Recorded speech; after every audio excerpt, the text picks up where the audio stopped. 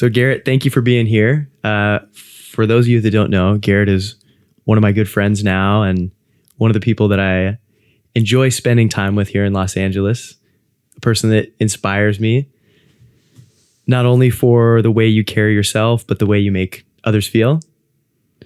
And so to just elaborate on that a little bit, for people that have no idea who you are, how would you describe yourself or define yourself? There's a really good video I identify with the more time that passes. And it's just a small video on Instagram of you actually on the boardwalk talking about sharing smiles and positivity. And at the very end of this little this sentimental edit someone did and posted, there's this clip where I think you have a mic and you're talking, you're like Garrett, and you the camera pans over to me. I got this big freaking smile on my face. And you said something like, everyone wants a smile like Garrett or something.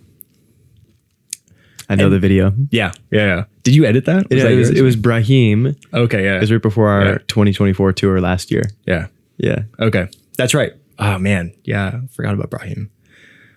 Yeah. I identify with that a lot. And I think I'm so much more than charming good looks and a big smile.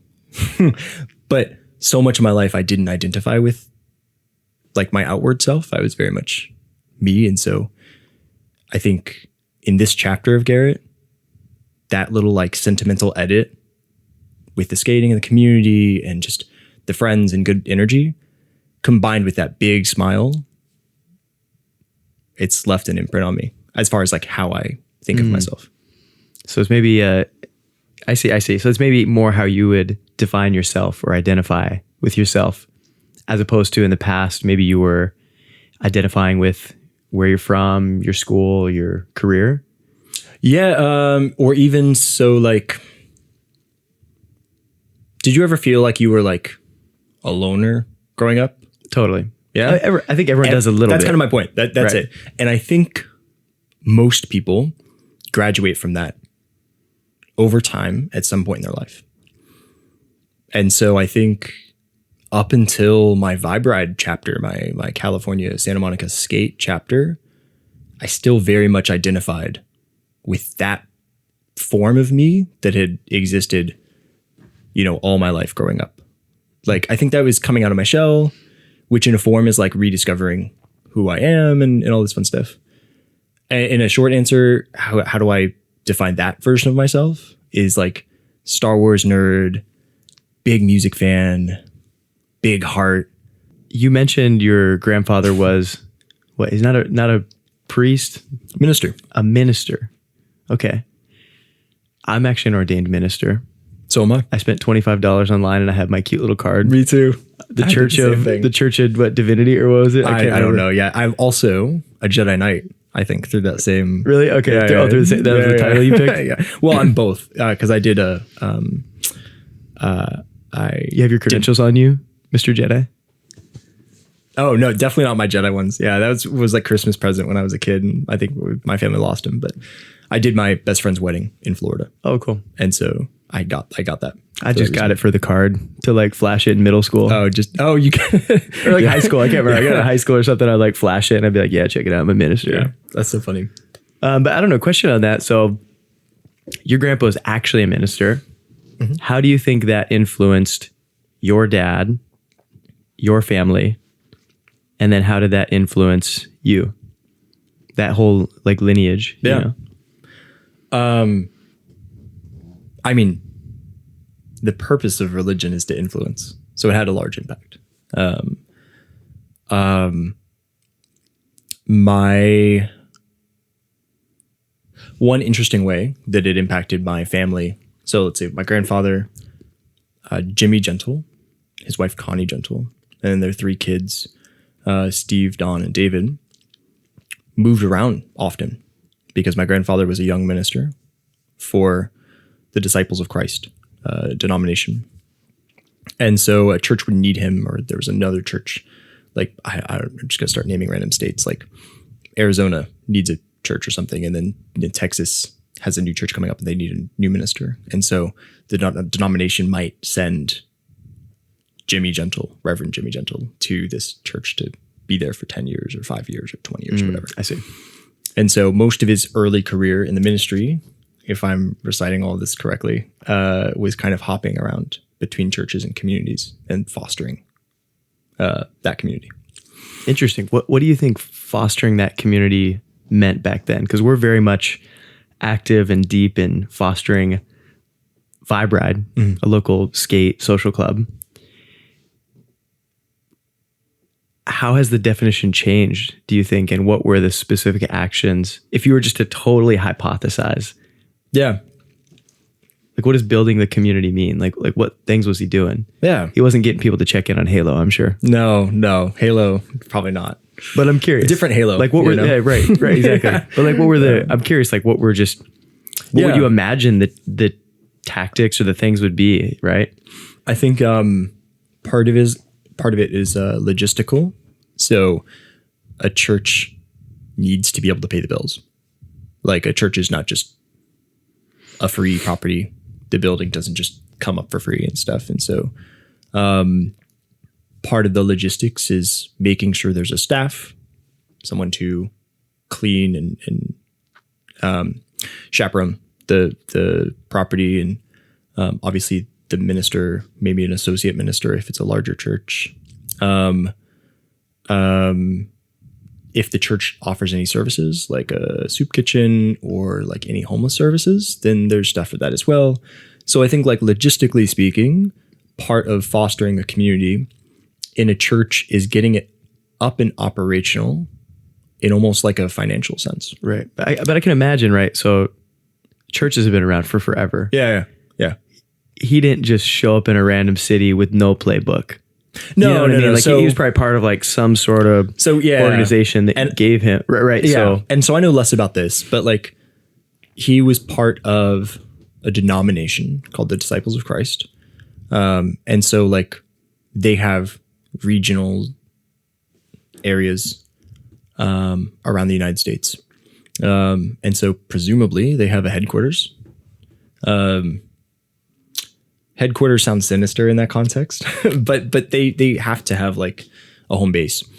And so presumably the playbook would be something to do with that denomination. And they're like, I don't know, the whatever board or council they would have to kind of like write the guide. Right. And so he would go out there, maybe he would be joined by another minister to start it up, and then shortly after it would get rolling, that other minister would go back to their church or something. I'm not quite sure about that.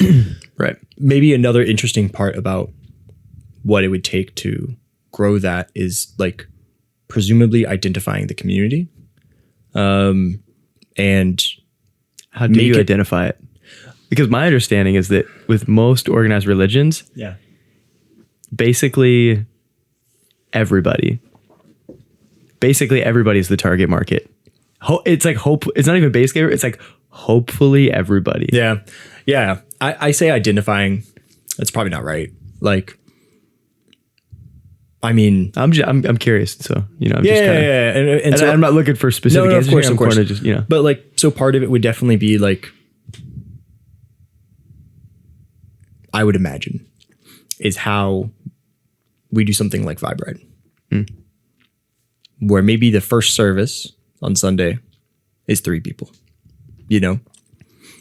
and then over time, word of mouth, you start meeting the community.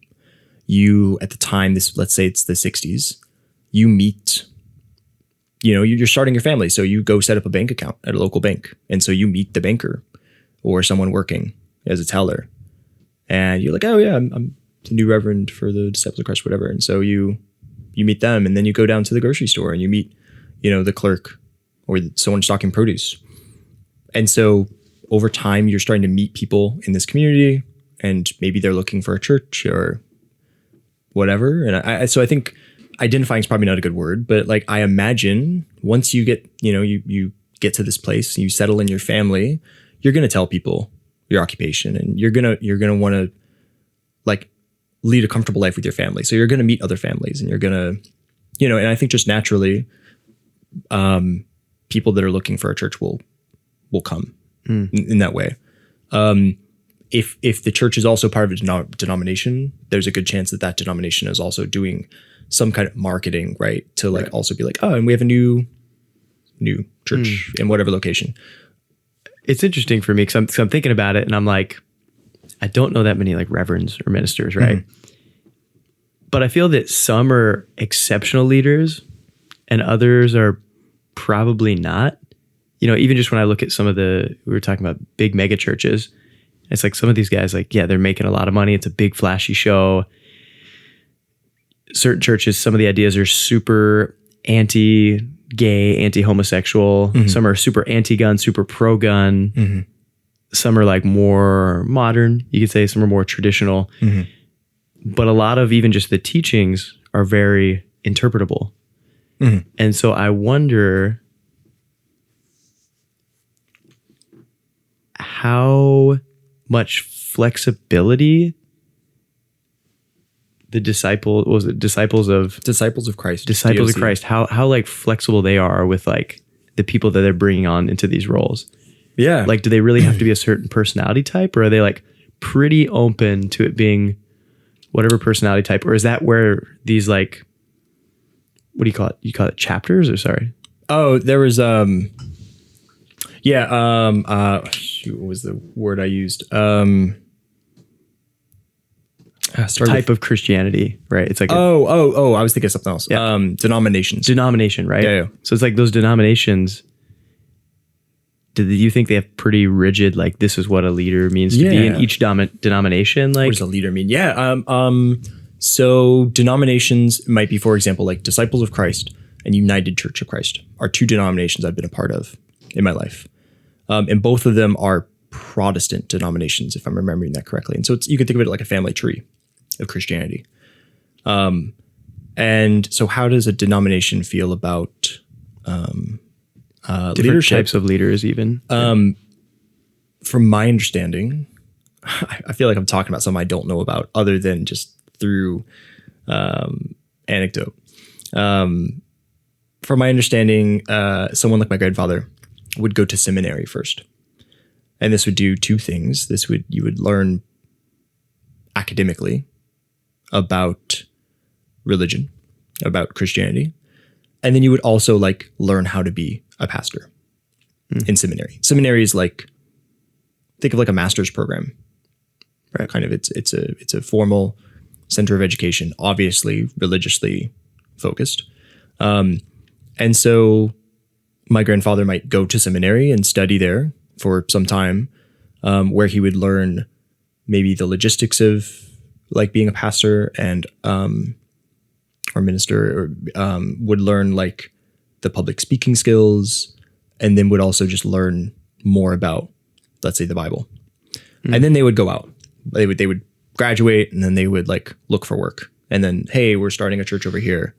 Like, you should pick up your whole entire life and your family and come over here. And, you know, what do they look for in terms of leaders?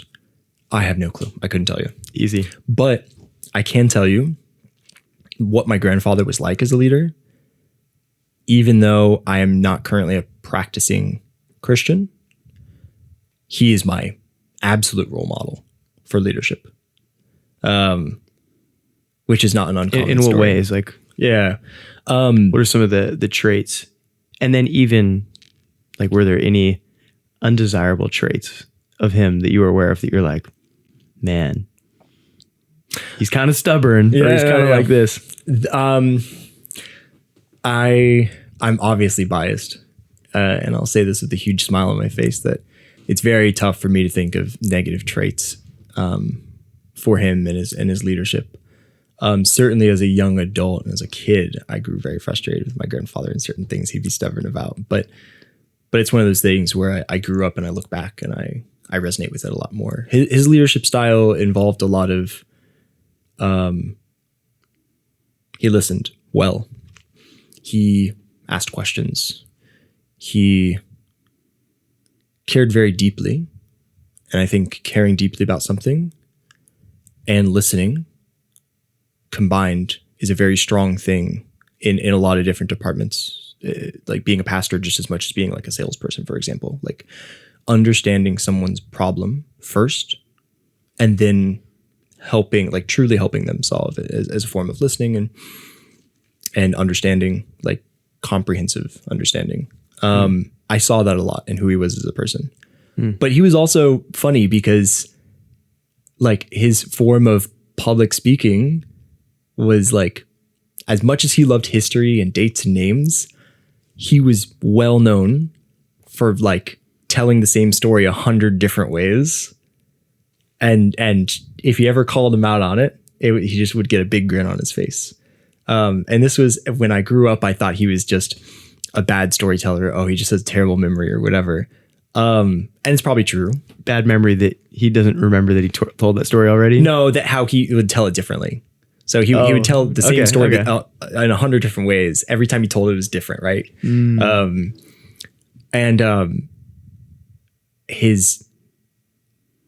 motif or the moral of the story was always the same, and that's always what he cared about at the very end. And the story was just a way to like get to this like this principle that he was trying to share at the end of the day. Isn't that kind of what religion is trying to do mostly?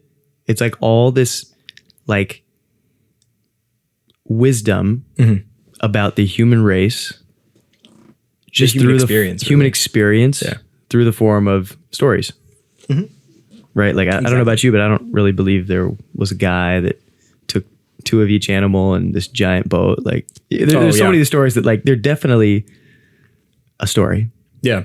That are teaching some sort of lesson. And so I'm actually kind of curious when you mention that now. I'm like, was that like the X factor for these different reverends? Like, if you could be like an exceptional storyteller, and it sounds like he knew that the details maybe didn't matter that much. And so he was experimenting with details to see if he could like try and amplify the message a little bit more, or like evoke a particular emotion. I personally think that was a lot of it, because like religion is just about preaching values, really, to a large community. And it doesn't really matter how the story is told, as long as like for Christianity, the one word is love. Like, that's the main guiding principle. That's supposed to be the main guiding principle of Christianity. And so like, it doesn't really matter what street you take to get there, as long as at the end of the day, you're preaching that. And now like, well, I will push back. Yeah. You know, we spoke about how these texts are very interpretable. You know, there's a lot of different English versions of the same book. New Testament, right, is like maybe most popular. Yeah. I don't know. New Testament, Old Testament. The Bible is made up of the Old and the New Testament. Okay, cool. So the Old Testament is mostly the Torah from like the Jewish faith. Right. But like reshaped and cherry picked. Right. And then there's the New Testament, which is a bunch of other things. Right. Like kind of like legends material, if you're a Star Wars fan. And right. So it's a bunch of stories that were originally written in a different language that have then been translated and packaged. Yeah. So on that, it's like there's a lot of interpretation. Yeah. And so you said, as long as love, what was it? You said something along the lines of like, as long as love is the outcome, any path to get there is the right path. I think in a broad sense. Something kind of like this, right? But then I start thinking about it. I'm like, man, people define love differently. And what I've seen about a lot of organized religion is a lot of it is fear-based. And so should you hate your neighbor because they're compromising on some sort of thing that you think is of risk to then achieve love and harmony in your own family and in protection? You see what I'm saying? That's where it starts to get like interesting for me. I like what you said a second ago about like love might be the guiding principle, but everyone defines love differently. Really greatly summarizes how all these problems come up within organized religion and all the different denominations, and why there is so much infighting in Christianity, is because like all of it's defined so differently. So like, yeah, we were talking about how different versions of a Bible I'm not even sure if I'm right in this, but like the King James version of the Bible, if that's even a type of the Bible, is like one translation. And then maybe there's like, I'm just going to make up some stuff, Second King James or something. There's a new version, Different versions. and all of these are based on the old versions. And like you said, there's maybe like 100 different versions of like the English Bible that are of course translated from like maybe Hebrew text or whatever, like older things. And so you have this game of telephone in the primary source, which is the writing of it. And then now you have, let's say for the sake of this conversation, that every minister in the Disciples of Christ denomination is reading from the same version of the Bible. You still now have 200 ministers that are all talking about it in different ways and relating to it in different ways and using different anecdotes and finding inspiration in their sermons in different ways, even if they're following the same storytelling calendar, I forget what it's called, that the church follows, where it's like, okay, during Easter, we tell this story, and during Christmas, we tell that story. Even if they're following that same calendar, like you still now have, and even let's assume this entire denomination, this one denomination of many, is using the same Bible that is like an iteration of something else. Now you have like a bunch of different ministers all talking about it in different ways. And maybe someone says, you know, your goal is to love. And someone else says, our goal is to love. And someone else says, their goal is to love.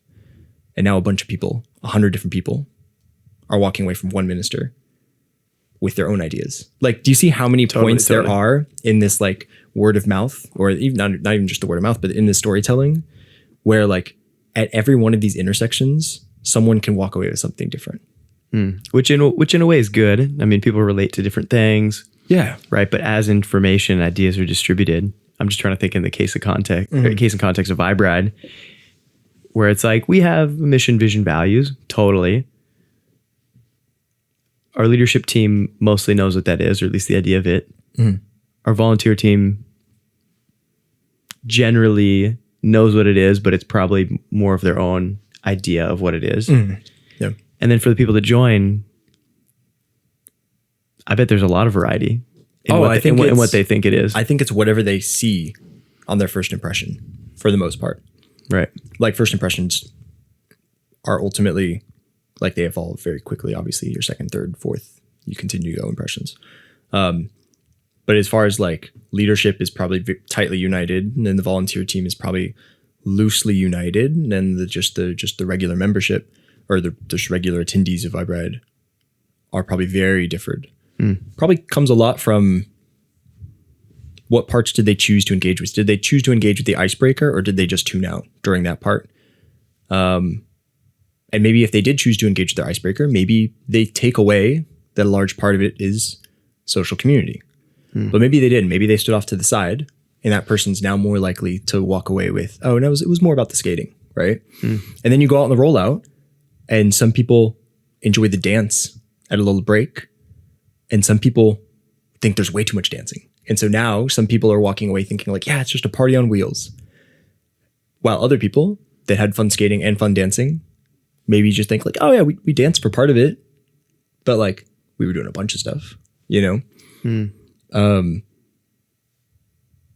And without like the guide, without like the repetition, I've been to like 100 plus events. You've obviously been to nearly every one. Like we've been enough times where the thing that is prominent to us is the overarching theme. The person that just goes once or twice hasn't been there enough to have reinforced the overarching theme.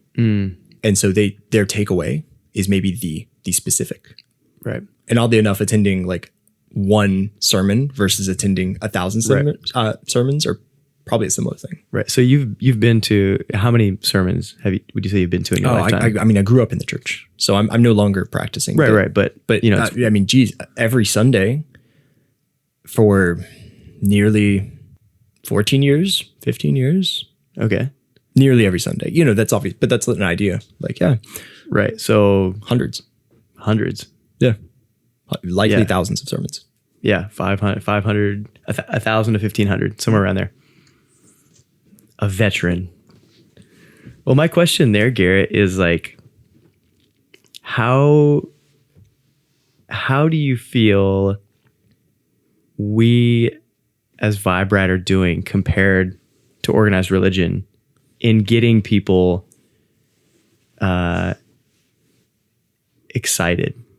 Yeah. Or feeling like they're part of something bigger, and how tight is our messaging? And the reason I bring this up is because my friend Kevin Heckmatt, he's got this event called Saturday Soul, and this community called Saturday Soul, or once a month. They meet over at Mudwater, right? Well, now they meet at Primal, my buddy Travis's gym. Okay. Yeah. But it's epic, like variety show that it's like all the fun, soulful parts of church without the church part of it, you know?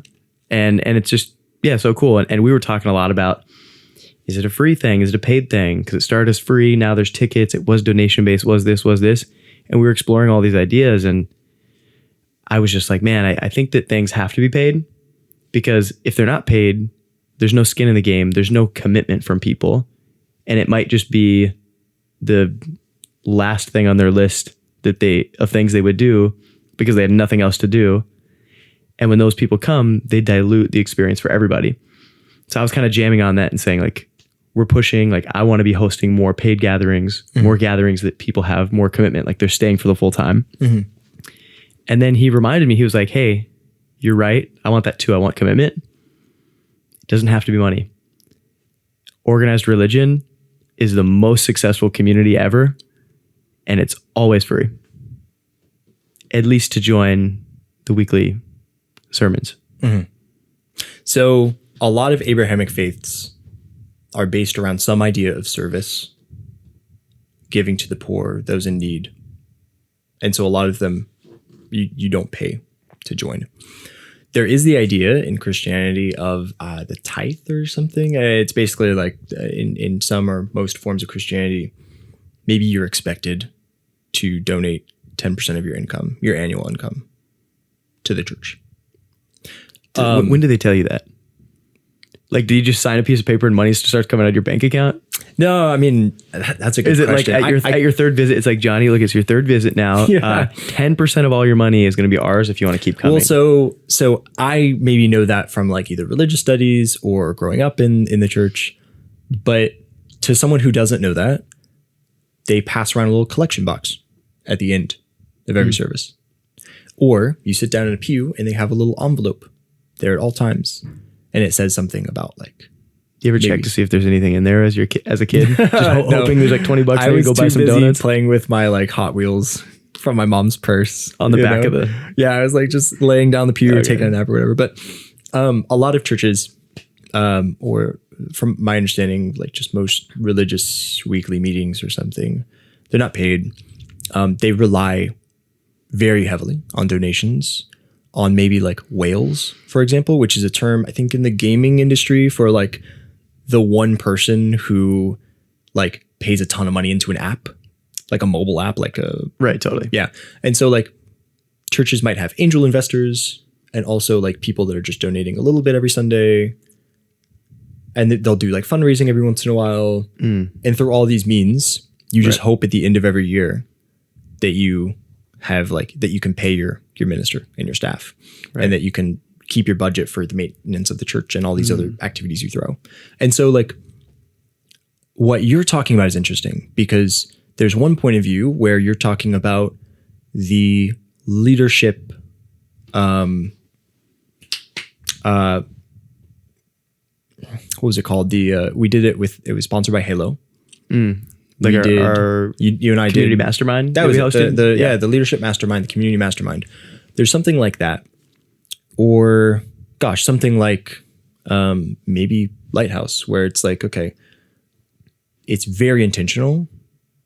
We, want your money to help facilitate this and also keep future events going.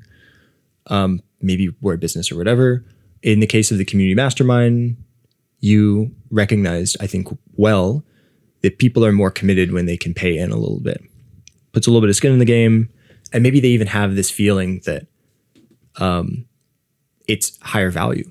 Yeah. So they come in with more expectations. They prepare a little bit more. And I think a part of it too is like when you pay money for something, especially if you pay a lot of money, you almost have to convince yourself that it was worth it. Meaning, we've both paid for coaching, which we'll get into in a little bit, but I've paid probably $20,000 for coaching, plus like all these other events and things that I've gone to. And a part of me, as I was reflecting, I was like, when I tell other people, a part of me tells other people how valuable it was and how it was definitely the right choice, just so that I don't feel like a complete idiot. Yeah. You know what I mean? And on a smaller scale, right? If you pay $20 or something, or $30, $50, whatever it ends up being, you have a little bit of skin in the game where now you're like, when people ask you, you're like, yeah, it was good. And you're kind of like wanting it to be good, right? Mm-hmm.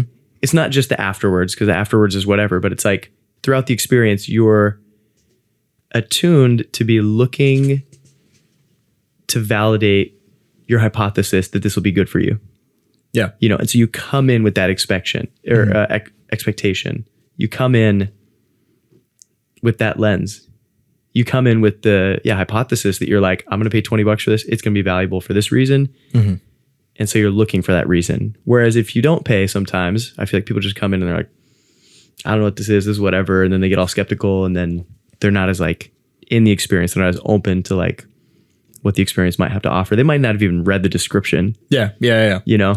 Well, like, you're totally right. I've had that same feeling about, I obviously just hired a career coach. And so I definitely have that same feeling. And part of it's like, holy hell, am I really like giving this everything I've got? Because I've got to make sure it's worth it. So I totally agree with that. But part of what I think of is like that, like, are you cool with cussing on this podcast, or? You can cuss. Yeah, go for it. Okay. You're fuck yeah. Yeah. Or hell no. Yeah. Right? Yeah, it's a fuck yes or it's a no. Yeah, exactly. And that is like, that's very much what I think of when, in a similar sense, when you talk about like, okay, well, you've paid for something. And so like, you're committed a little bit more. It kind of has to be a fuck yeah. If it's a large enough amount of money to impact you financially, then like you are involved. We've kind of hit a tangent. You asked something really interesting at the beginning. You asked like, how successful has Vibe been in building community compared to like organized religion? Yeah, that have millions, hundreds of millions of followers. Yeah, maybe even more. Like, I don't even know. Are there a billion Christians in the world? Like, I feel like, oh man, there's at least a billion people that follow some sort of religion. Yeah, and it's mostly free, and people mostly love it if you're in it. Yeah, you know. So I'm inspired by that. I'm personally like, I believe in some sort of God. I don't want to pick teams. You know what I mean? And so 2.4 to 2.6 billion, according to Google's AI overview, which is like one of the worst sources I've ever used. But it can't be the worst, bro. Come on. It's close. They cross-reference Wikipedia. Maybe it's gotten better, but I don't know if I ever told that story where I used Google AI overview once, and I was looking for like, what are some examples of like the 5:4 aspect ratio? And it gave me like, sure, here are some answers. And one of the answers was literally 1920 by 1080. And I was so frustrated because we're talking about fractions at this point, and I'm just trying to save myself time.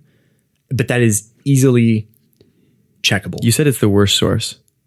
I think something that's important to note here is that it is trained on everything that everybody else has said. Sure. Yeah. Right. And does, you know, AI stuff hallucinate? Totally. I would say the worst source is, depending on what it is, someone just telling you. Like a person is the worst source. You think specifically with like malicious intent, or? No, not even with malicious intent. With like, so many of us, like we see a headline or we see something, especially something that validates our own current beliefs. And we're like, man, Garrett, did you see that thing? Oh yeah, that thing's like this. And because of that, it's this and this and this and this and this. For me, I'm the most skeptical when anybody tells me anything. Because I'm like, what's your source? You see what I'm saying? Yeah, no, I get what you're saying. I was just so mad at the moment because I think I was doing some work at the time. Right. And it's something that seems so obvious. This is a fraction. Like, this should not be wrong. Yeah. Right. Anyways. You have Vibe. Yeah. I think first of all, I'm a huge fan of what I believe Christianity to be and represent. And I am a very big critic of organized religion. Personally, my experiences with organized Christianity. And so like, I'm the type of person where if Christianity was like purely just following the teachings of Jesus Christ, like helping those that need help and giving undeniable love to everyone and just being a shepherd or a giver.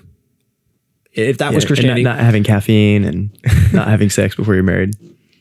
See, this is where like Christianity changes, because like that's not anything related to what Jesus taught. Right. Like Christianity is the following of Christ. Jesus never had a coffee or got laid?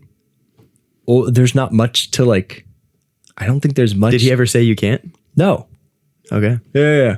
That's all I needed to hear. Okay. Caffeine's like a Mormon thing, I'm pretty sure. Okay. Anyways, organized religion organized Christianity is unfortunately not what I believe like raw Christianity to be. And so for that reason, like I'm a critic of organized religion. But historically speaking, organized religion has obviously been around for forever, or for a significant period of human history. And it does a really good job of motivating people through nearly every means necessary, through charity and through the goodness in our hearts, as well as through fear. Fear of eternal damnation, for example, or fear of exile. Yeah, fear of losing your community, which is, I mean, so relevant when we talk today. But some of that's good though. I think people should fear being an asshole a little bit more. I think nowadays people don't fear being an asshole enough. Oh, like digital, yeah, where you can just hide behind the curtain and you can like cyberbully something when we were like growing up. And yeah, I wonder what happened if they went to church. Yeah, what a fun hypothetical. But I mean, like, how does Vibe compare? I think Vibe done a really good job of emphasizing our values. I think we can always do better in so many different ways. And you and I are very much the type of people that we're always looking to improve, especially with Vibe. But we do a good job with kind of being a value-led organization, not an identity-led organization, not an ego-led organization. And so like at the root there somewhere in terms of religion or organized religion, there are founding or like fundamental principles that guide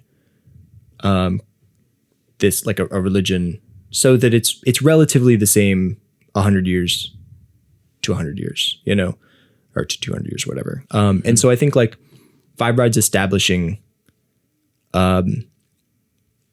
We're establishing documentation that kind of keeps that consistent. And I think we're decent about like sharing that through the way we speak, as well as through the way we post or whatever.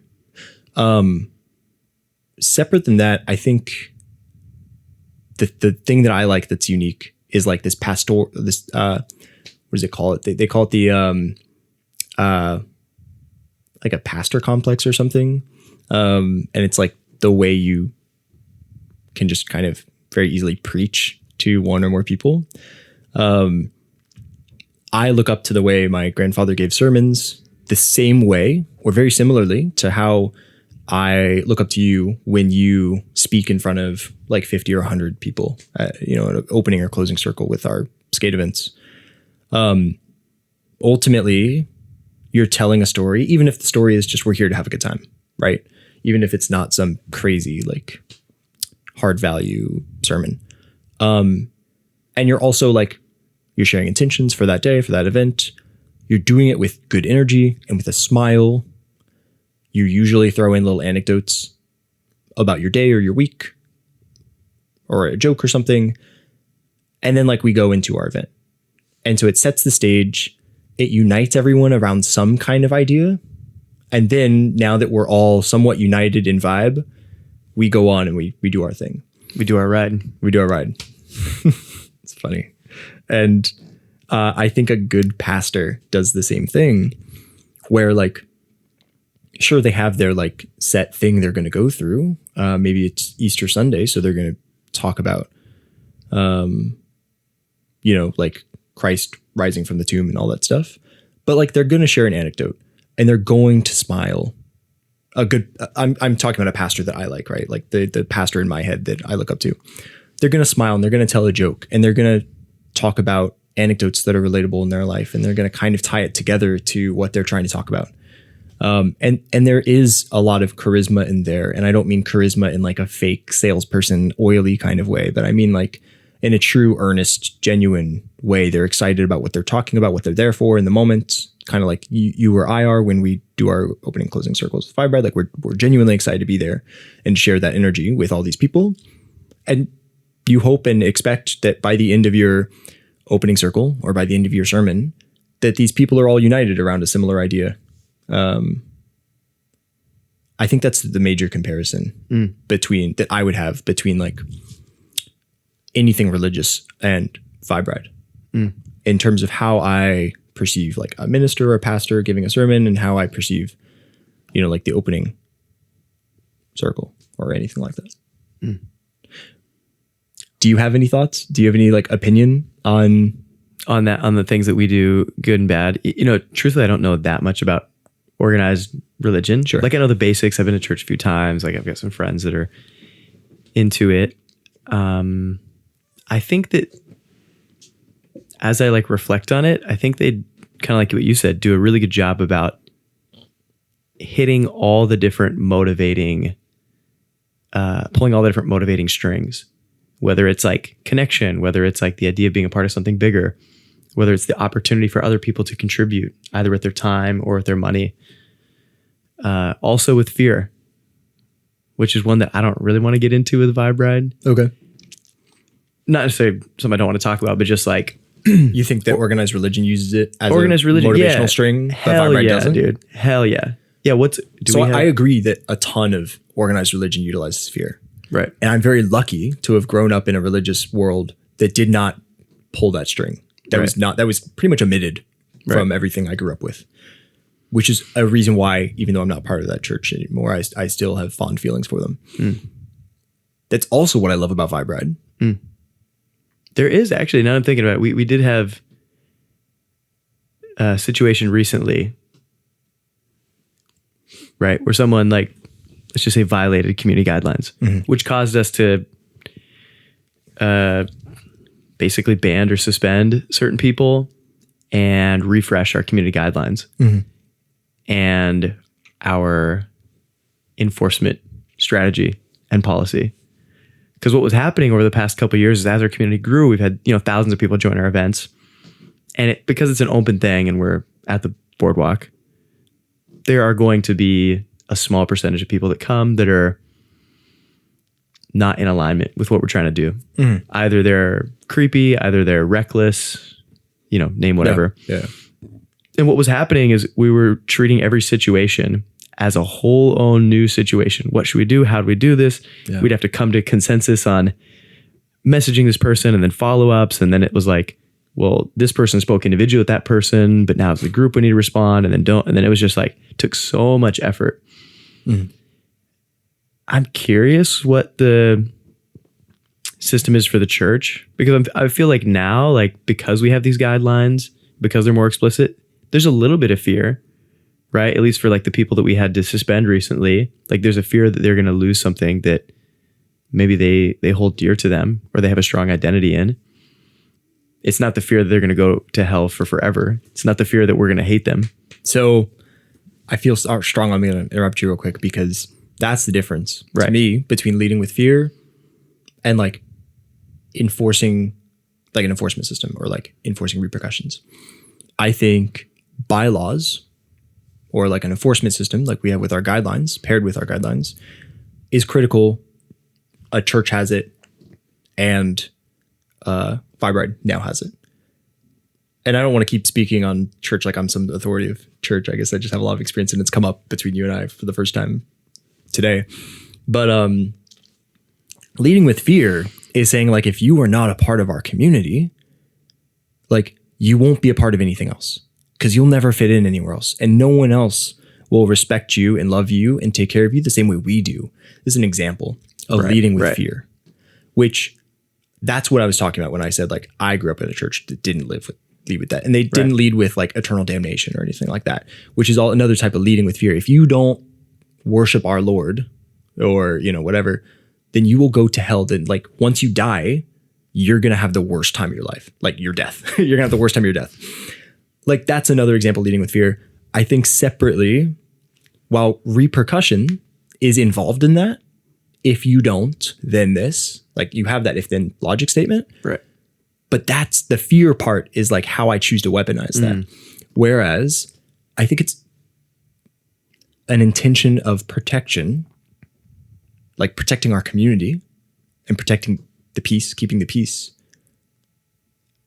I think that's the intention of our guidelines and more importantly of our like enforcement system. It's not weaponized to threaten people to join or to maintain attendance.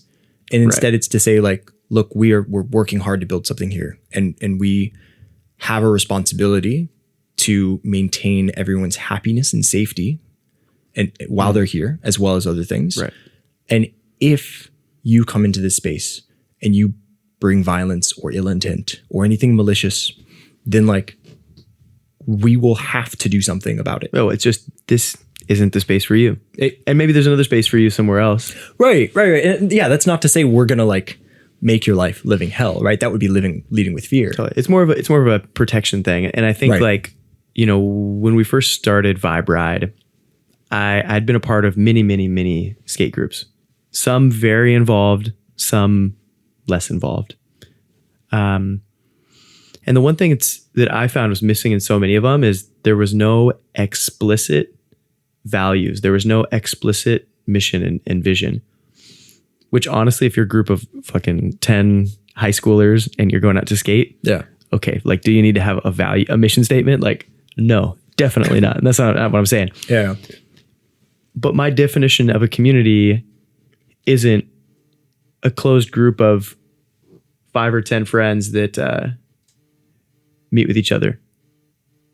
You know what I mean? My definition of a community is, I don't know, like basically you're building something bigger than yourself. You're building something with the intention of like attracting people. Yeah. And like nurturing people. And there needs to be some sort of like mission or some sort of alignment or some sort of journey or some sort of like shared values for it to be a community. Because if it's just the action, if it's just the action of skating, I wouldn't say that's a community. No. A community is like a group of people that share values and have mutual respect and care for each other. That's how I define it. And so when we started Vibe Ride, I was like, well, how can we foster that? How can we make something that people truly feel excited about and something that I want to be a part of? And so we went through the whole process of doing that. And yeah, at this point, I kind of lost my train of thought. Like someone keeps calling, you know, so who knows what's going on there. But I think like to tie it back to guidelines and enforcement, you need a system to protect it. Right. And so like, I don't know, from here we could start talk about politics and local government and legislation and all that stuff. But like ultimately, like there is a world where we have to make a hard decision and omit someone if they are going to jeopardize the safety or comfort or well-being of the majority in a group. Totally. Certainly if we've set up guidelines and we've set up a mission statement, all that stuff. And I think that's maybe what you and I have shared in this journey as being a pretty difficult part of leadership is not wanting, like juggling that feeling of not wanting to say like, look, we're an open community, but you can't be here right now. It's hard to do. It's hard to do. But knowing that as a leader, I also have this responsibility to be a shepherd, to protect the mission statement. Because ultimately, if I wake up every morning and I believe in that vision and something's infringing on it in a pretty reckless or irresponsible way or unfair way, then like we've got to take that step. It's certainly been a challenge for me in terms of leadership and finding what leadership means to me and who am I as a leader. Do you know Hamilton, the Broadway musical? Yeah, I've actually never seen it. But Really? Okay. yeah. I'm not a musical guy at all. Okay. I saw the movie. Yeah. Then I listened to the soundtrack on repeat for many months. It was my top on Spotify for a while. Then I saw it live in person, maybe twice now. I love Hamilton. Not a musical person. No, but it was just like Hamilton. it's just the story and how it relates to this is like basically Hamilton was confronting this guy, Aaron Burr, who Hamilton was like one of the founding fathers, one of the guys that was just like, okay, we're in this war, we're in this civil war, like we have the opportunity to make this what we want this to be. And like, we got to act now. And Aaron Burr was like a guy he looked up to. But you couldn't trust him because you didn't know what he was for. You didn't know, like, he was a backstabber type of guy. Right. And so there's one quote. It's basically, if you stand for nothing, what will you fall for? Because he was basically confronted with like, man, do you support this or not? And Aaron Burr's like, we shouldn't make, statements that are compromising to whatever. And he's like, what the fuck are you trying to say? Are you like fighting this battle or not? And so that statement, like, if you stand for nothing, what do you fall for? It's something that really resonated with me and something that when met with these challenges or conflicts, that I feel like I have that responsibility to like, okay, well, what am I standing for here? Because if I just brush it off and go, well, they meant the best and it was unfortunate, but boom, and just kind of like sweep it under the rug, which is something I totally would have done 10 years ago. Yeah. I've had plenty of situations where I was part of communities where someone did something terrible and I just didn't stick up. And a lot of people didn't stick up. Right. And I feel like a lot of people have that fear of like standing up for something. And I'm feeling more and more as I get older, me and all my gray hairs. Yeah. More and more as I get older, I feel like for me to maximize the chance of living a life that I want to live, I need to be more confident and even like assertive in saying and talking about the things that I want and that I believe in, the things that I think are definitely right, the things I think are definitely not right. Not out of hate, right? This conversation that we had with these guys recently wasn't scolding them, but more coming at from a situation of like, man, like, you're not that guy. We know you're not that guy. And this is not cool. And we can't have you around because of these reasons. That is so important. And I want to live in a world where people are more confident in expressing, for one, their desires, but then also like their boundaries and things that they don't want. Yeah. Yeah. I mean, drawing a line, protecting a boundary, I think I struggle with because, and maybe a lot of people can relate with this, but when I grew up, it was always the idea of an adult, right? This thing that one day I'll wake up and I'll be, was telling me the boundary or the guideline. And being a kid growing up, I didn't give much thought to how they were coming up with these lines. I just thought they knew them. This is the line. They know it. They tell me. And then growing up is, of course, realizing that there's not one day you wake up and you're an adult. You know, in some ways, adult is a mindset. In other ways, to maturity and whatever.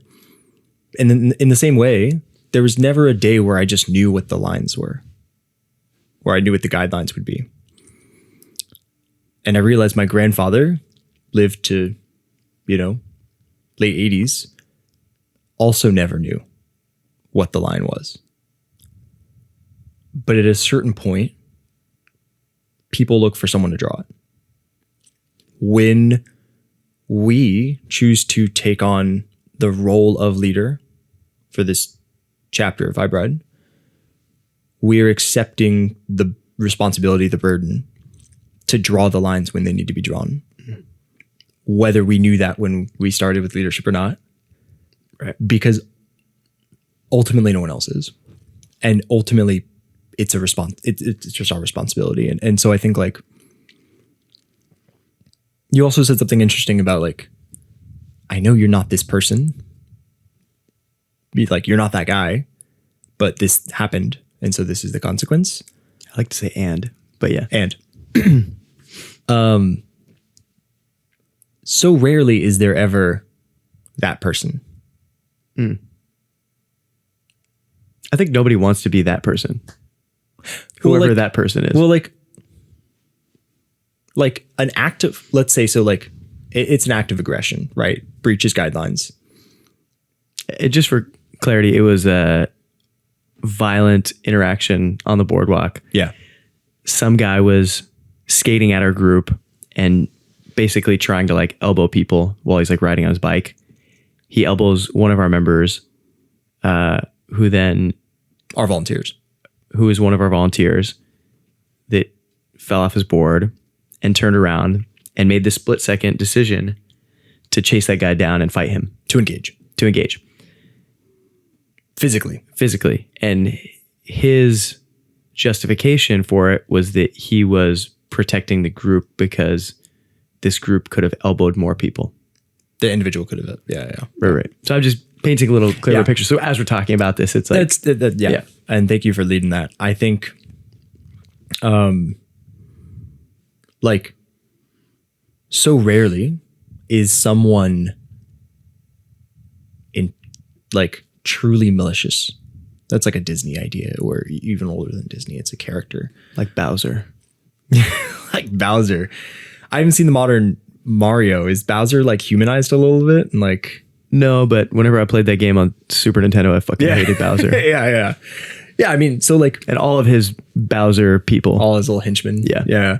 But like, I think that's when you grow up and you realize that an adult is not just something to become, and you realize a bad person is usually not what we read about in stories.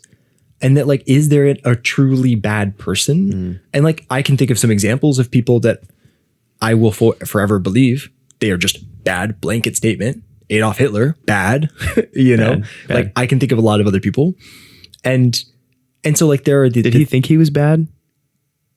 No, of course not. Right. So nobody really deeply thinks that. They might think they've done bad things, maybe, depending on what it is, right? Maybe they come to terms with it. But I think when we as people do something bad, I think our like, somewhere inside us, we justify it. Well, bad is interesting, though. We have to justify it. But bad, totally, like, I have a different definition of bad.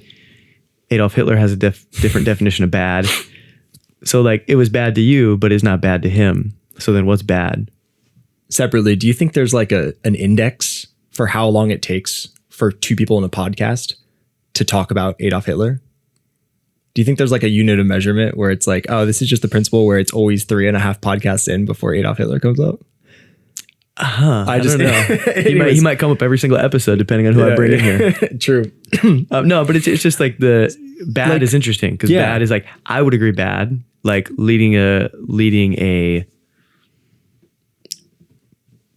whole movement that kills a bunch of people wrongfully because of some weird ideology, like bad. Yeah, definitely bad. Well, and so like, I think most people believe that other people are bad and that they themselves are not bad. And if maybe they're doing things, maybe the the things they're doing are not bad because, right? There's a justification. And so like in this specific instance, they didn't think they were bad. They thought they were protecting. They thought they were defending. They thought they were good. Right. They were minding their own business on the boardwalk and they get elbowed and shoved off their board. That guy's bad. And so they made the choice to escalate the situation. And then where it is, like where we come into play in the context of long-term vibe ride is drawing that line. Right. And I guess my point is it's tough being a leader of community because ideally if you're leading that community right, you are building very personal connections with as many or with all of the people that enter your community. And so you will hardly ever have an instance where someone is truly bad because you will have already connected with them to some degree. And those are the harder leadership moments when you've connected with someone and you understand them in a way that's not surface level. And then they do something that breaches guidelines because now you're having to consider quite a lot more than just this stranger got in a physical altercation. It's so much more complex than that. And I think that's a responsibility of leadership that maybe a lot of people talk about, but I certainly didn't think about when you asked me to be a leader, years ago. I didn't think I'd be dealing with that. Neither did I, man. I'm like the most anti-drama person ever. Yeah. And in this whole vibe ride thing, I basically had to deal with everybody else's drama and be like the moderator, which I gotta say is fascinating in some way. And I've definitely grown a lot from it. And it's super annoying. How so? Well, I just don't want to be burdened with that. This situation recently took at least 15 hours of my time the past week, at least, just in consoling with friends and how do we handle this and what do we do and do we change things and how do we boom, boom, boom, boom, boom. Were there things that if I had to choose to spend my 15 hours last week, I would have totally chose to do on other things? Yes, definitely. It was a really busy week for me. It's always a busy week. And so when something like this comes in, it's annoying that I have to put my personal short, midterm, maybe even long-term goals aside to handle this situation. In handling it, it's strengthening our community. Our community will definitely be better because of this. Just even in the subtle ways that we communicate things more clearly or polish things up. But it's not how I would have chosen to spend my time. Yeah, that's fair. So that's fair. That's where the annoyance comes in. And I totally agree. I mean, in a very specific way in terms of our documentation and our guidelines and our what we put to paper to hopefully give Vibe Ride structure over time, long after, we're gone. Because Vibe Ride is going to be around for the next several centuries. It just might be hoverboards. Yeah, sooner than we think. Yeah, not soon enough. I think Back to the Future said we'd have hoverboards in the early 2000s. So we're already late. But if I get a hoverboard in my lifetime that rides well, I'll be stoked. Oh yeah. And if I'm at the, if I can ride it because I'm not decrepit and super old. Yeah. Yeah, the hover chair. I remember when back in my day we had wheels. Yeah, I used to be clay. Yeah, they were rubber. I got distracted. The structure of Vibe Ride to, that is a way, certainly a silver lining in how this group will benefit over time is and it's just maturing is what it is, right? It happened. We learned from it and we are implementing process to make sure, because we learned in 2024 through a couple of things that hit us back to back to back, where we were, you mentioned this earlier, where we were dealing with everything from scratch every single time. It was exhausting. It honestly, it took so much energy from us in 2024 that several leadership stepped down Not specifically, but it was just draining. Not specifically because of that. But Yeah, but like, I mean, I should talk about myself. Like, I considered stepping down from Vibrad leadership near the end of 2024 because it was a lot. And it was one of these things where you're always asking yourself, like, okay, is this worth the, like, is what I'm getting out of this worth what I'm putting in? And so obviously, like, with what happened the other week, and you spending 15 hours of your time or more deliberating and having counsel, with these different people and contemplating it. And then hopefully we follow through with the final steps of documenting it and then turning it into process and then moving on. Will hopefully just make it so much easier for us to fulfill the responsibility of drawing the guidelines in a fair, consistent way. Right. And honestly, I think of that expression, slow is smooth and smooth is fast. Right. Even when we talk about this process of like, if we take the time now to really define our guidelines, but then more importantly, define our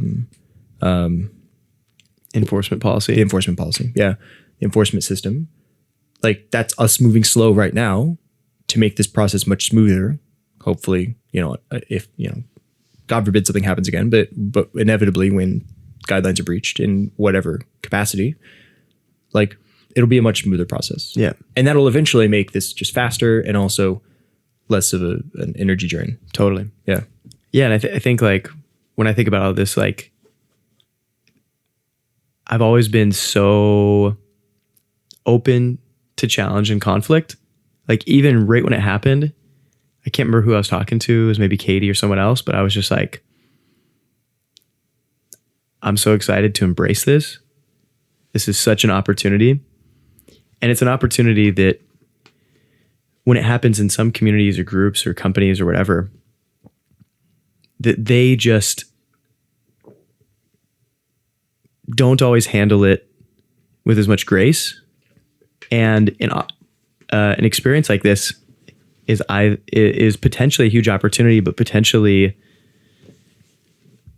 a burden, right? Meaning that, like, if we put the time and energy into handling this smoothly and refining our guidelines and getting clear, that in the future, hopefully things like this happen a little bit less because we're more clear from the start. And that when they do happen, they're easier and more fair to deal with. Yeah.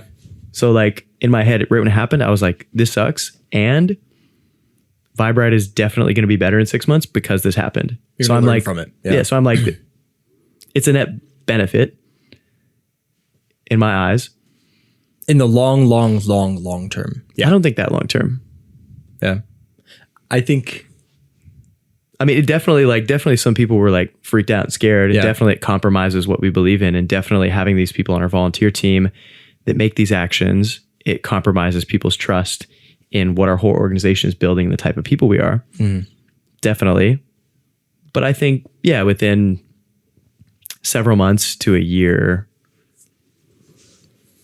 that it's definitely a good thing. Yeah. The lifetime value is definitely a net, I think. Yeah. And I mean, to emphasize, certainly the willingness to grapple with it, to take it and utilize it and learn from it and pay attention to what the weak spots were in our system so that we can improve it. Like, the net positive and the benefit specifically comes from someone like you taking the opportunity in that moment and developing, because, like, I mean, credit where credit's due. I can think of a lot of people that would maybe not grow from this the same way or develop their systems in the same way, yeah. And so I think that's the net positive, is like how you, the leader of this community, reacts in the moment and chooses to grow from it. Right. Yeah. I'm curious. We spoke about this before we jumped on, but the difference between reaction versus response, or what would you say? Again? Yeah. And I'm kind of curious because it relates to this totally. Yeah. So what do you think in the context of this? Yeah, I mean, in the context of this, you had a much better definition than me, I'd say. Well, and that's why I want to hear yours first. So my definition, like, of being reactive to a situation is that basically when something happens, you're in a much more emotional state. The feeling of something that's reactive does not feel pleasant. It does not feel graceful for anyone involved. It feels like a bee stung you and your reflexes kicked in and smashed it or something like that. Like that feels like reactive. Responsive, similar to this quote about luck, when preparation meets opportunity, being responsive to a situation is when you have more systems in place that can help make sure that when these things happen, you can be a little bit more thoughtful and less emotional. Yeah. Yeah. In this context, I totally agree. I think so many different ideas are coming to my mind right now, because I've not thought about this idea. What's reaction versus response? Reactionary versus responsiveness is an idea that just came up in my career coaching call last night. But in this moment, I think of someone like Batman, who, like, per his character, spends a ton of time planning and thinking and you know, strategizing. And then when the moment comes in this whole luck thing, preparation meets opportunity, is ready and knows the right tool at the right time, you know? And so I think, like, reactionary is kind of how we handled 2024, where we were ready to, like, handle it, but we had to pretty much drop all of our previous plans for Vibe Ride or our long-term, like, efforts In order to we were planning and the things that we were thinking about. Yeah. And the things we were planning on talking about during our leadership meetings. And the, you know, like we can't talk about any of the action items that we had to talk about during our monthly call or something, because it has to now be consumed entirely by this, right? And so it's like, it's dropping a lot of the long term for the short term constantly is like how I view reactionary. And so where we've grown a lot in terms of Vibe Ride in 2025, and where we'll certainly grow from more, to your point, with these systems in place now, is the slow is smooth and smooth is fast. Like, we'll now have this, like, Batman kind of tool belt that has now one or two more items in it. Maybe Inspector Gadget. Right, maybe, yeah, whatever. Like a toothbrush finger and yeah.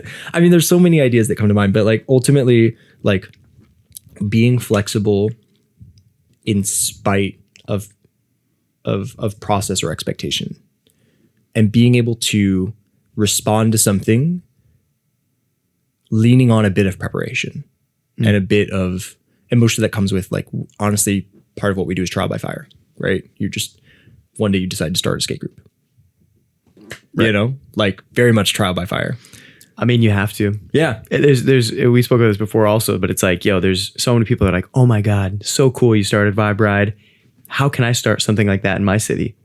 How did you do it? And I'm like, you just do it. Yep. Like, you make one event, you invite a couple people, doesn't matter where you make the event, doesn't matter the platform or whatever, and you just start doing it, and you'll figure it out. And can you imagine if someone gave you the advice, the alternative advice of, like, yo, if you want to have a group like mine, take a look at this Notion page and all these hundreds of resources. Okay, I would have read it. Yeah, you would have loved it. You'd have been like, oh, Notion? Tell me more. I mean, yeah, I'm a manual guy. Yeah. But what I'm saying is, like, oh yeah, you can have a skate group. We have 6 people on leadership, and we have a Notion page full of hundreds of documents, and we have resources for the types of events we throw, and yada, yada, yada, yada. Can you imagine if when faced with the question of, like, oh, how am I going to form a skate group? If someone was like, oh yeah, it feels like you need all of this, all of what Vibe Ride currently has 4 years in. Totally. It feels like to make it such run. A big barrier to entry. Oh, it's way too much. And so, like, honestly, like, that's where I resonate a lot with what you said about, like, we're going to grow from this experience. Is like, we are going to look at it and identify what we could have had to help and what we will need to, like, regulate it afterwards, like the aftercare, whatever. And that is continuing to fuel our preparation. Man, in the case of Vibe Ride, yes, totally. In my personal life, it's going to pay dividends. It's going to pay so many dividends, man. I have been historically more of a shy person, more of a conflict avoidant, pacifistic type of person. Because of that, I've let like some behaviors that felt out of alignment with me happen. Like, that's a really Venice Beach way of saying people did shit that I thought was not cool. Right? Yeah. And one that happened the other day that isn't horrible by any means, but it was just like something that I wish I had the courage in the moment to speak up about, was I saw this guy walking down Abbot Kinney, and he had a plastic bag with 2 Topo Chicos in it. He was holding the top of the bag, and the condensation on the bottles made the bottom of the bag wet. And as he's walking, one of the bottles slips out and just explodes on the ground. And the guy just like looks at it for a sec and then keeps walking. And it happened right in front of me, and I was standing there, and I was like, glass everywhere, I'm assuming, right? yeah, glass everywhere. Just glass everywhere, dude. Yeah. And I was like, man, that sucks.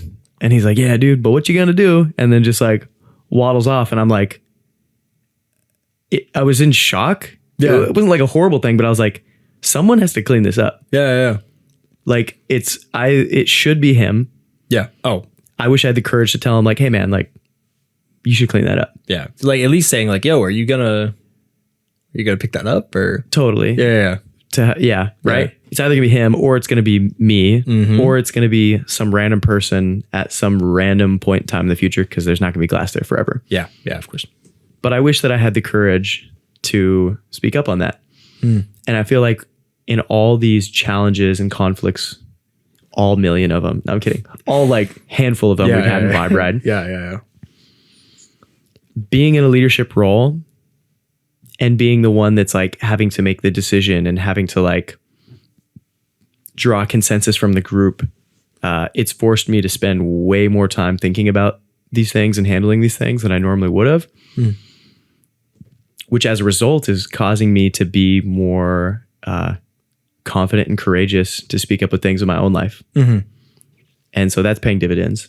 And probably with what happened last week in Vibe Ride and what happened just the week before with this broken bottle. If this Topo Chico thing happened tomorrow, I would tell the dude. Yeah. And that's one small way that this experience has shaped me into a better person that's going to pay dividends.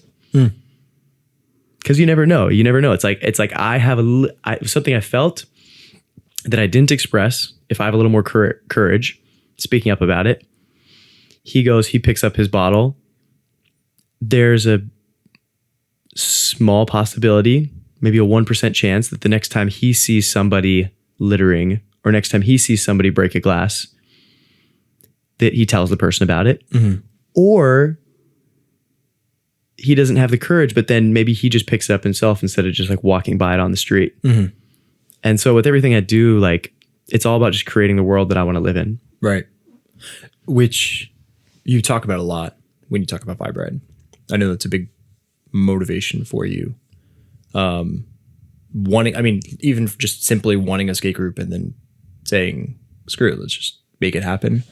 But also, yeah, I mean, like ultimately we have a vision. You know, I hope that we have a vision for these things we want in our life, and, you know, you chase after them to make them happen. And like exercising or anything else where, you know, you slowly do it in small ways over time. Like eventually it becomes a no-brainer and it just comes naturally.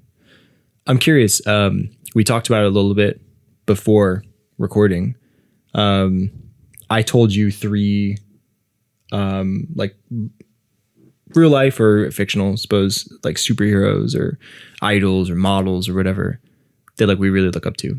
Your 3. I shared with Bro, you. your 3 are hilarious. I shared with you 3. my 3 Okay. that I've had with me since I was a kid. I don't know why. That's just been a big part of me. Who are your...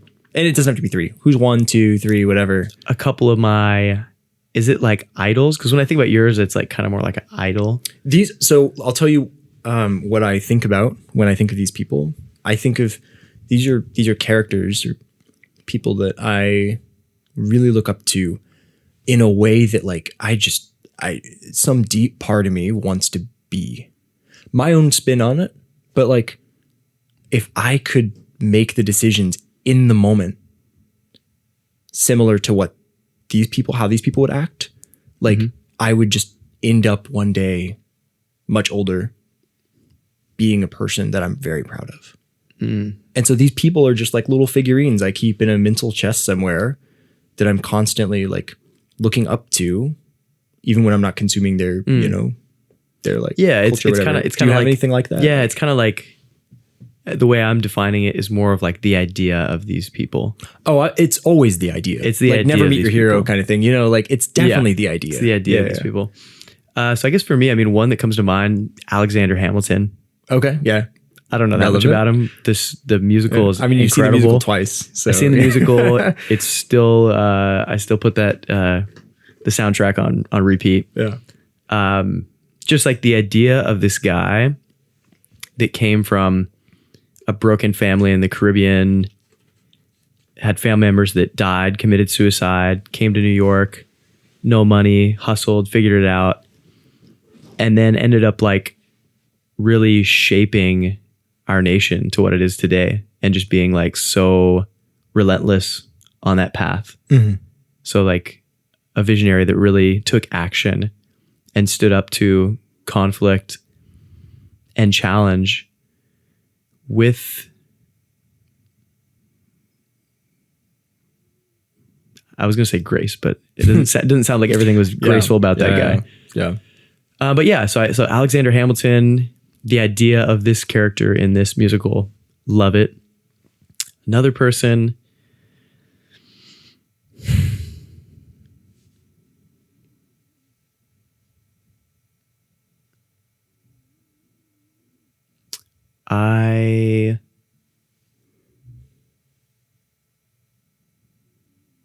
wow, it's a hard one for me to say actually. I was going to say, I'm trying to think about people that I like want to live their lifestyle and or want to make the decisions they make. Well, I guess one guy, Eric Jewell, EJ, he's a mentor of mine. Okay. Used to be an executive at like Disney and Quicksilver, and just incredible leader, super kind, generous person, super fun person. So that'd be another one. And then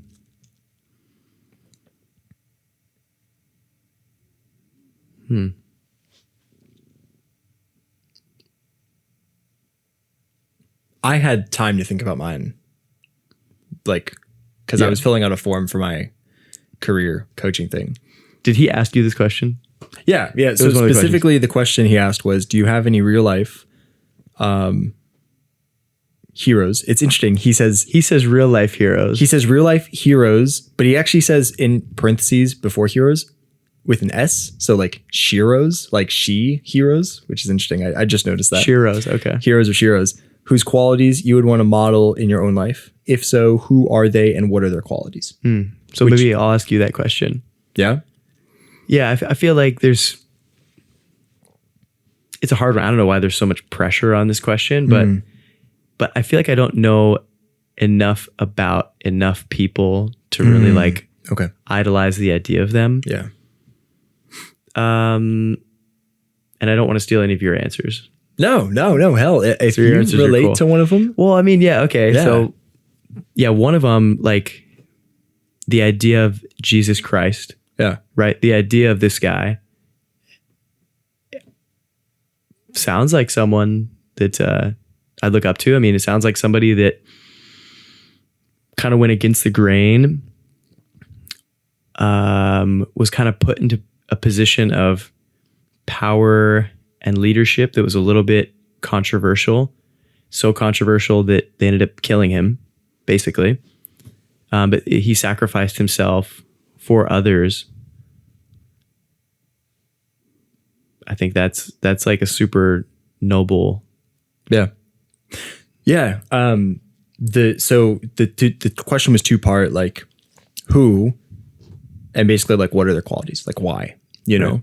And so for like, it should come as no surprise, being the person that just talked about religion for an hour, Yeah. that one of my three heroes is Jesus Christ.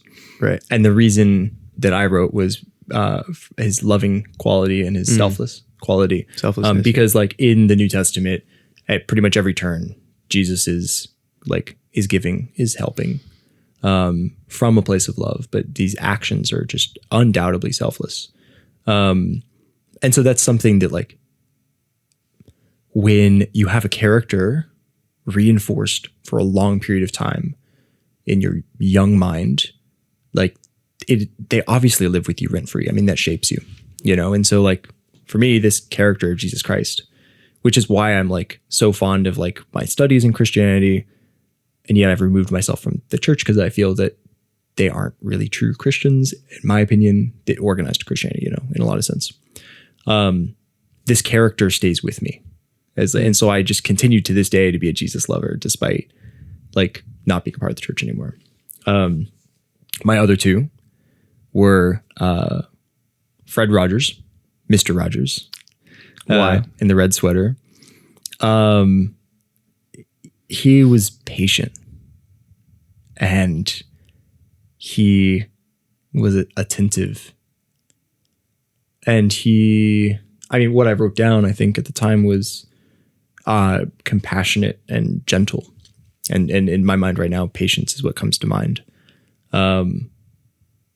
I love a leader who can be compassionate and who can be patient and gentle. I love someone who can take a moment to be considerate, you know, and to be thinking selflessly. I mean, honestly, I think all three of these characters tie in quite a bit in certain ways. And I also just grew up with PBS watching Mr. Rogers. Mr. Rogers was actually how death was taught to me as a kid, because when I was young, he would pass away. And he actually lived in my community in Winter Park, Florida. Oh, really? Yeah. Oh, so he's a local. He's like a local legend. Yeah. He's kind of a local. Do you ever see him in the wild? No, I didn't. I was way too young. Could you imagine if he was just like a total dick? So like, yeah, there's only one story that came out that was controversial about him. And it was kind of settled. It was basically like,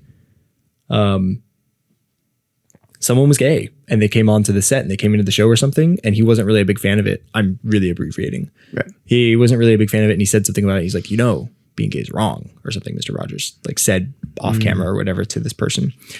And from what I understand, he later apologized about it. He seriously asked for forgiveness from this person. It reminds me of a story I heard about Elmo.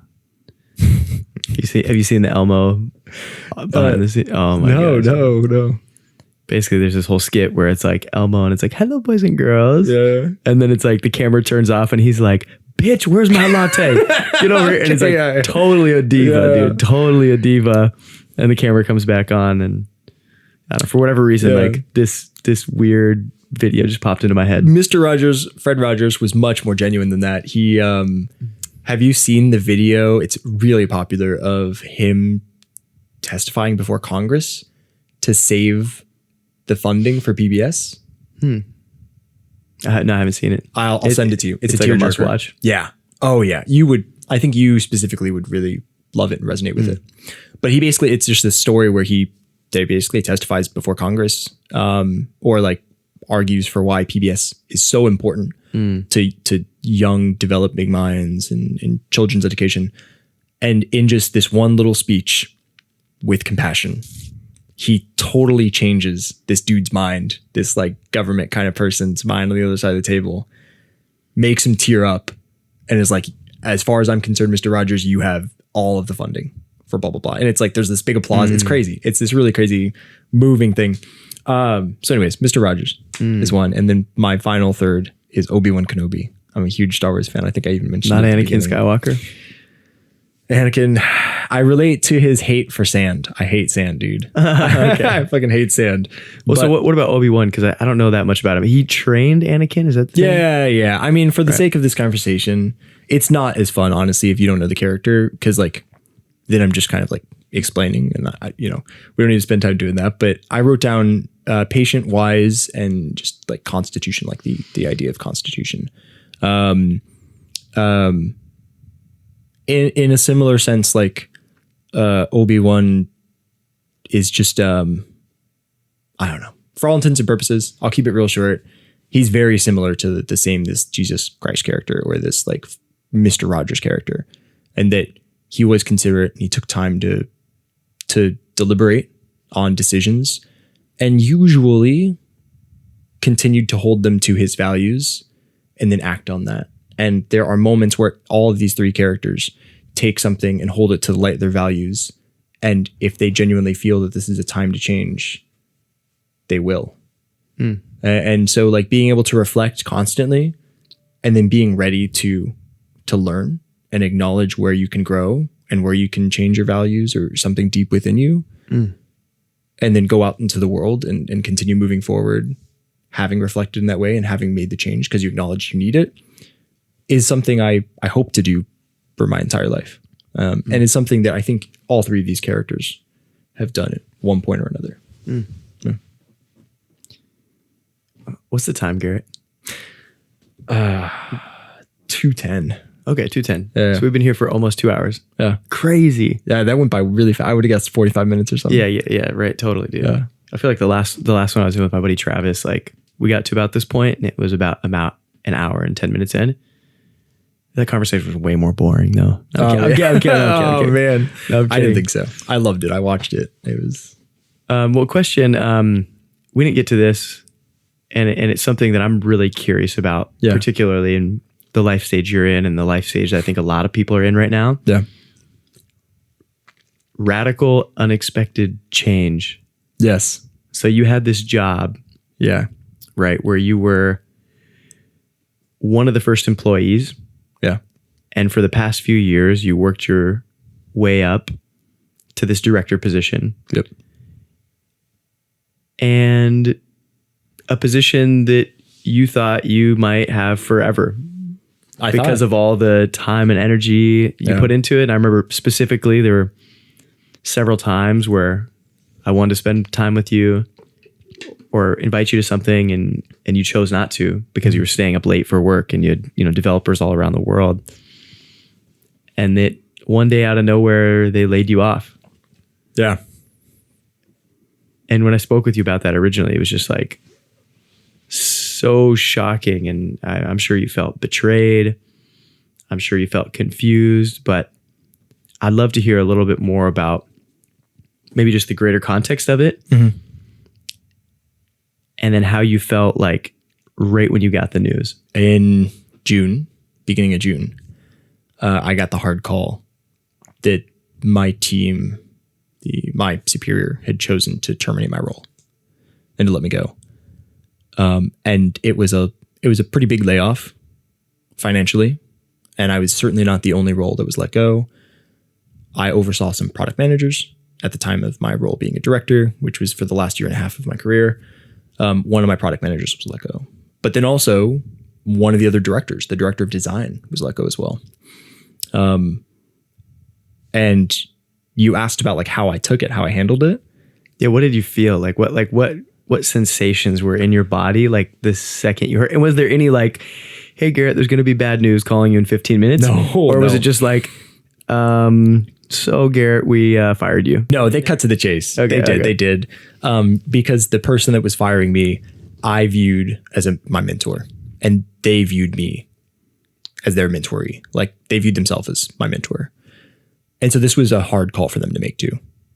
It doesn't change the fact that they made this decision and they made the call, but they did. And for that rest of the week, this is the part I really want to get to because I think it's interesting. For the rest of the week, certainly for the next 2 or 3 days, I was in disbelief. Like I ended that call, drove home, and went right back to work. And I did that for 2 days. I finished out the rest of my week. I made sure. Were they paying you for that? Yeah, technically. So I basically. They gave you like 2 weeks or something? I got severance. Yeah. But And so like, I might have just told him to fuck off, dude. I might have just like, well, so other people, a part of me, a part of me would have been like, I was the only person that really behaved in this way. okay, That was let go. close it out. Most other people were like, they were out, they dissolved, they were just gone.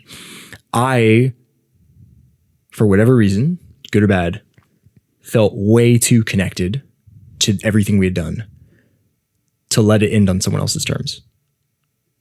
And so I wrapped up the rest of the week. I finished up the calls that I had, which were some pretty big cross-department calls. I think there were definitely a lot of people on some of these calls that were surprised to see that I was still on the call, like running my job. I ran my last call, which was with my team, so my product managers and then the vice president of product as well. And I had several people talk to me about like, hey, Garrett, I'm just checking in on you. What are you doing? Like, if you're trying to get your job back, like just turn off your computer, man. Like don't do this, And for me, I genuinely, I knew there was, after the disbelief set in, there was never a stage where I felt like I could convince them otherwise. But there was certainly something in me that felt like that I was doing this work earnestly, not because someone was paying me. Like I was showing up every day outside of that, obviously, because at this point, like I wasn't ready to walk away. My projects were still unfinished and all these things. And so I chose the things that I was going to be able to complete at the end of the week, and I just saw them through. Most of them. There were some things I didn't get to finish, but that was something I didn't expect.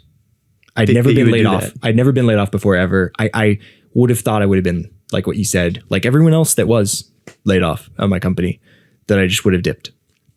But I think, I don't know what I think. That was just how it happened. You probably feel good about that, or like you're proud of how you acted. I do. Yeah. Do you think it also like has helped you in any sort of way get a new job? No, I mean, I haven't, it's been 2 or 3 months now. I've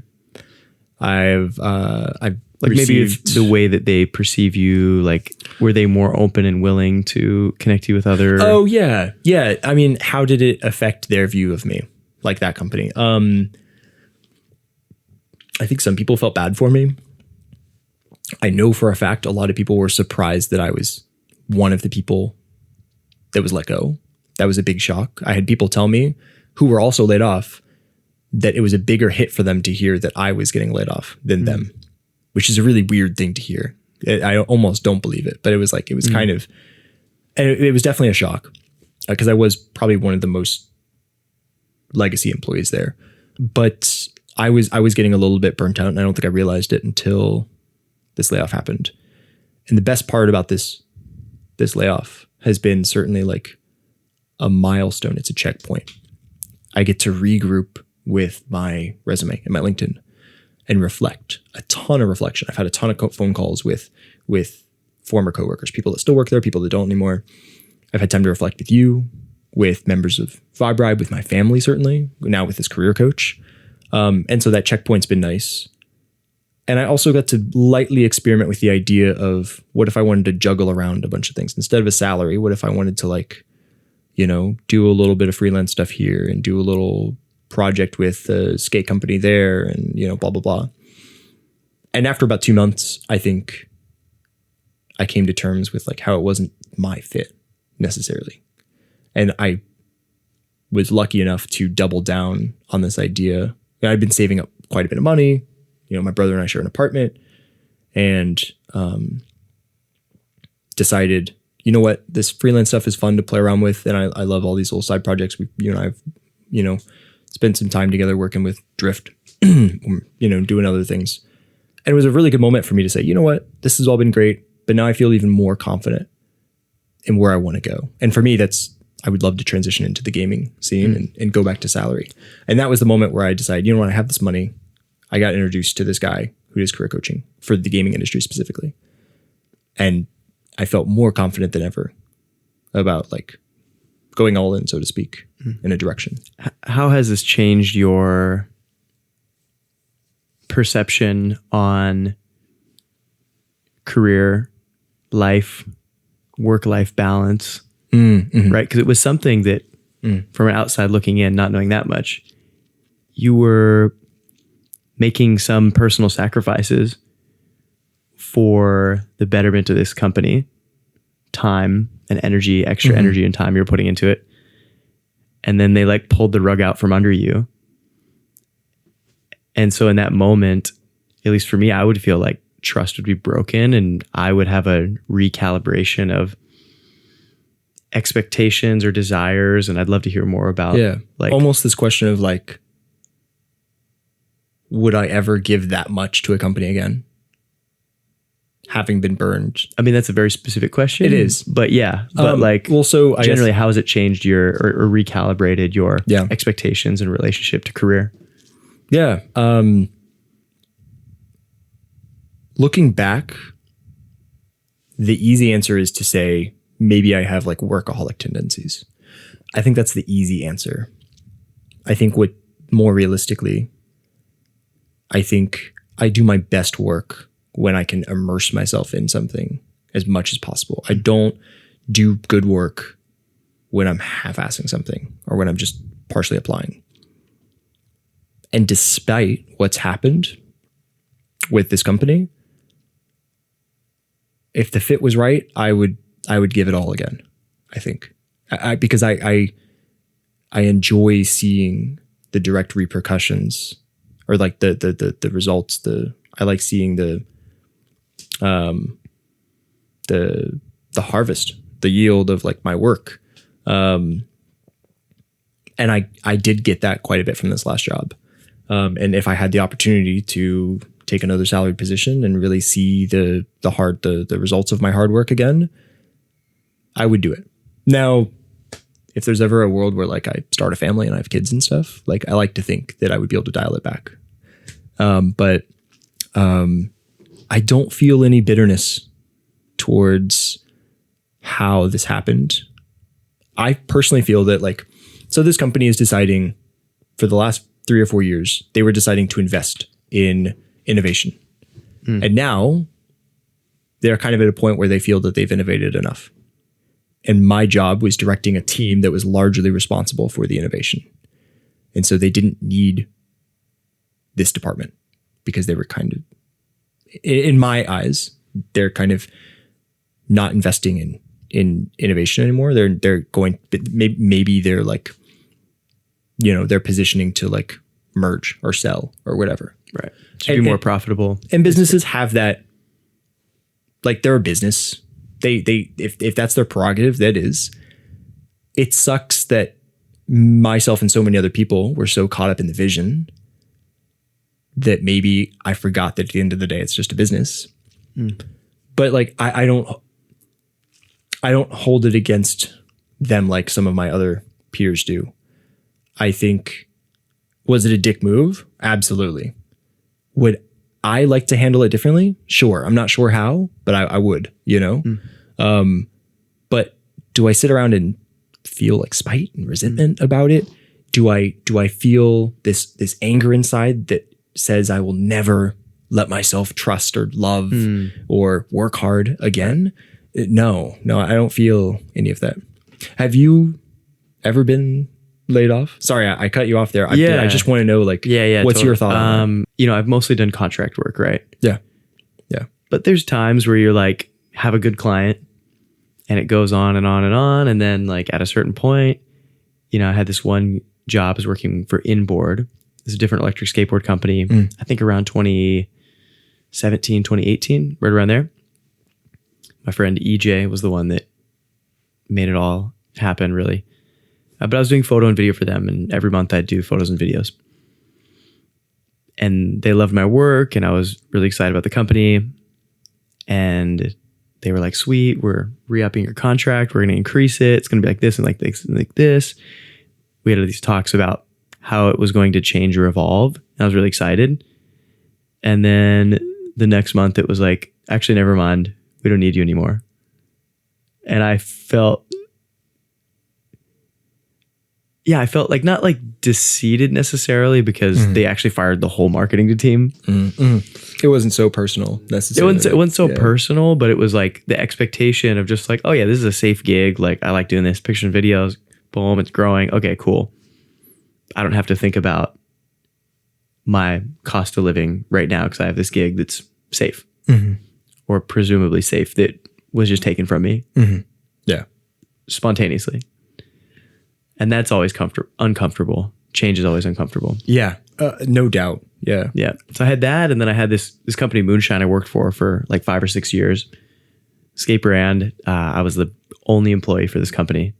It was actually a sister brand to Slingshot wakeboards and kiteboards. It's a pretty big brand. I think they do $20 or $30 million in sales. Okay. So this was like the skateboard division, longboard division, and had really interesting tech and was cool. And it was the first job I had like in community college, you know, when I was 18, 19, 20, where I was like getting flown around the world to different trade shows and connecting with different skate shops and developing products and learning about manufacturing and all these different things. And I was like pouring all my social equity into this role. And a big part of it became my identity. You know, I was like identifying with this company was identifying with me. Into 2021, it got sold to a guy kind of randomly a little bit, which was frustrating because there was talks of, you know, me being a part owner of this company. Yeah. There was a future. Yeah. And I was like, okay. And then like kind of dicked around on the paperwork, and then like they sold it before we finished that. And so I was like, okay, so I'm not a part owner that sells. Okay, well, that's lame because that would have been a good payday. Yeah. Yeah. And then the new owner is just like not cool, not in alignment, like stopped supporting all of our riders and discontinued products and just like. I feel like that's a common story. Right. Yeah. Yeah. So yeah, I totally feel that. How did it shape your view on commitment? It caused me to focus on myself, dude. And when I focused on myself, I had raging success. Like you are the best investment you can ever make. And totally agree. Yeah, it caused me to value myself more. Yeah. Basically, it caused me to value myself more. It was soon after that I got an offer for another brand manager position of another skate brand that was going to pay like 5 times as much as my salary was for this one. Oh, nice. Okay. And I turned it down. Oh. So I was like, okay. Because my own personal stuff was going so well. And so I was like, wait, actually, this was cool. I kind of thought it was a long-term thing, but it was actually great that it ended when it did because it allowed so much more space in my life to explore other things. Yeah. And then when you were given the opportunity to jump back in, you maybe took a look back at your self-investment, as you know, kind of called it. And you said, you know what, maybe not again. Maybe because it was basically like this role would have been like my entire life. Yeah. You know, it's not the same. Like when someone hires you and you're like the brand manager, you're like the spokesperson. Yeah. Part of the reason why they want to hire me is because of my popularity and because of my relationships, similar to why Drift wants to work with me. Yeah. Right. I'm not just a guy that's going to do great work behind the computer. Right. A lot of it's the social credibility over years. Well, so let me ask, like, do you think your decision in not going for that role and instead continuing to invest in yourself was out of bitter resentment for some things that happened in the past and maybe you were protecting yourself? Or do you think it was from positivity and from you realized, and I'm going to put words in your mouth, but like maybe you realized the value of what you can get when you just invest in yourself? Like, yeah, it was not more to that. guide it too much. Totally. It was more like a big space in my life had opened up. And then when another offer came in so quickly, I was like, wait, is that easy? I was like, wait, that's what I'm actually worth. I was kind of getting played. Yeah. You know, I started this at this company. I was like 18, 19. And so like there was a lot of perks, but I wasn't getting paid anything really. And so it had me think like, oh wait, I was actually getting paid way less. I'm actually valued here. And so I don't know, I shouldn't be so eager to jump in. And I kind of was desiring the space in my life. I didn't want to just completely pivot from one whole other person's thing being my identity to now someone else's whole other thing being my identity. Yeah. I was in a space where I wanted to create the stuff I wanted to create, because I know that in those roles, you can be creative as a brand manager. Like you're bringing together multiple pieces and you get to direct like initiatives and ideas, and it's cool. But it always comes down to like budget and money and approvals. And, You're creative within a framework. Creative with a framework. And I'm like, have an insatiable curiosity that hates that, dude. Yeah. I hate that. So yeah, it was good for me. But I'd love to ask you this question. And it's basically like for anyone that's maybe experiencing a layoff or is currently jobless or has gone through an experience like you did, what's a piece of advice you'd give them? In general. Doesn't have to be like this single one thing that's going to solve all their problems, but just like a piece of feedback. Yeah. Coming to terms with like a chapter ending and recognizing that it's not the end of a book, but just a chapter, to give it an analogy, right, is important. And there's a lot of ways that can look. For me, it was a lot of talking to people in my life that I looked up to. I was curious about their opinions and their thoughts. And so I see some people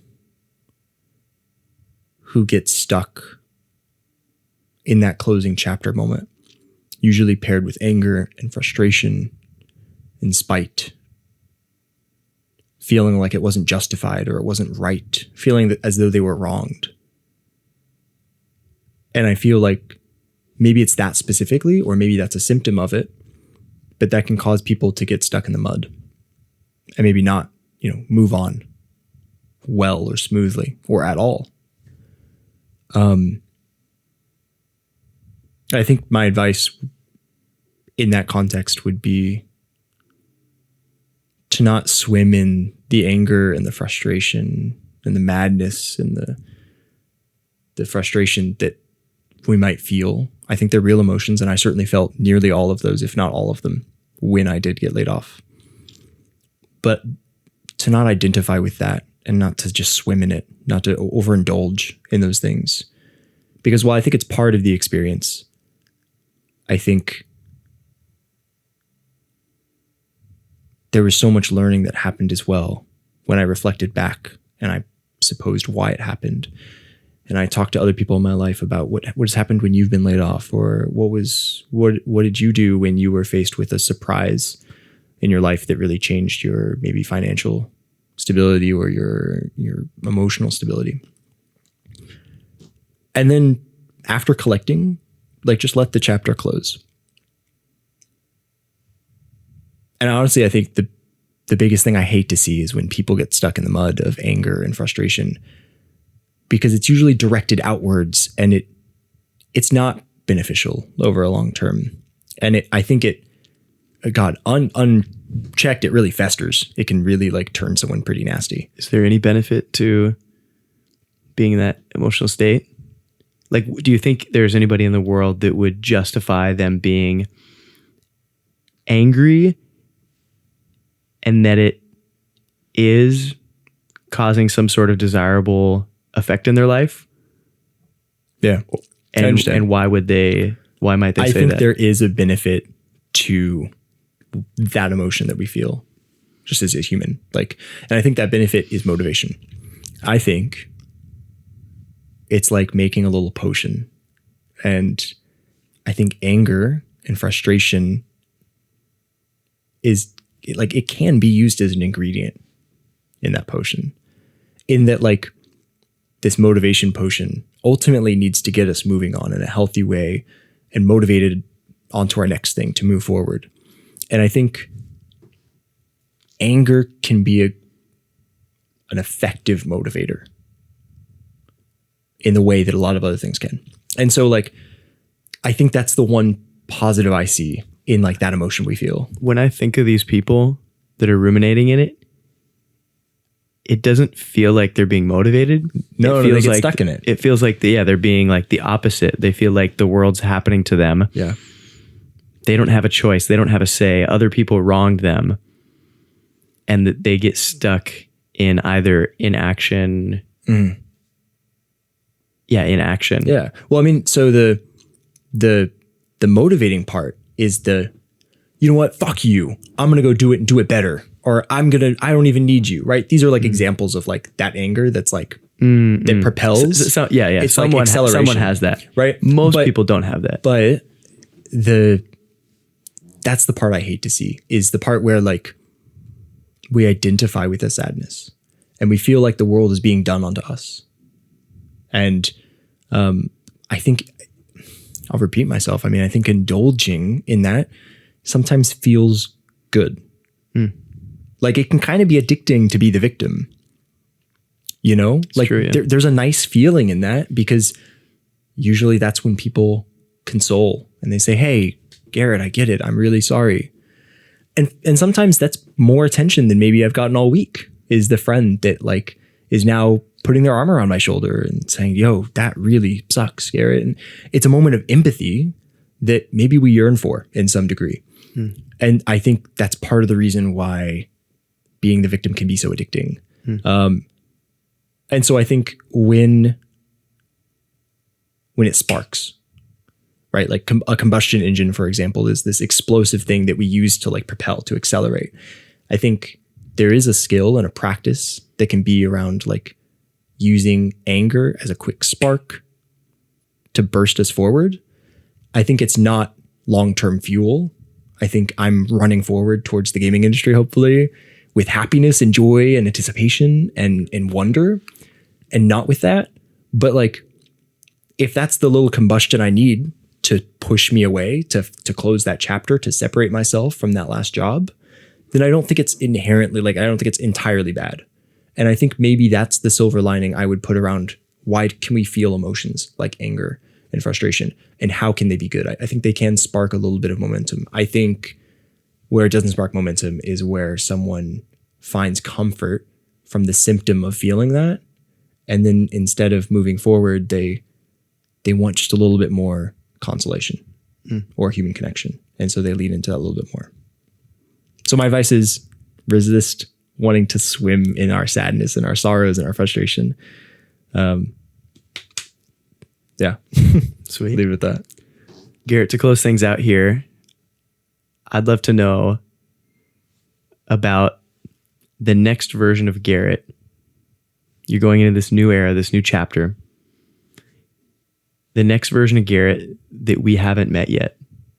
What's he like? What's he doing? What's he prioritizing in his life? Yeah. What is he proud of? He's in shape. And yeah, hopefully he's bulked up a bit. The next version of Garrett, that's so, because I want to try to separate that from like, who do I want to be, or what do you think I'll be when I grow up? It's kind of like a midterm. It's kind of like it's like it's almost like what's like this next chapter. You just had the chapter end. Yeah. Right. I think the next chapter I would like to see for the Garrett, and we'll find out, only time will tell, is a little bit more consistently inspired every morning when they wake up. It's not just, that reactive state of just fire drill after fire drill after fire drill, like I have been for the last 3 or 4 years.